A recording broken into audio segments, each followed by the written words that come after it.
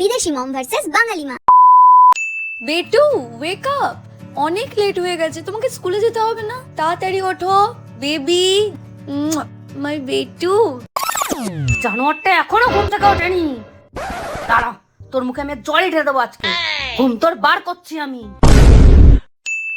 এই wait wait wait, বেটু pocket মানিটা নিয়ে যাও। এই নাও 500 রুপিস আছে। Thank you.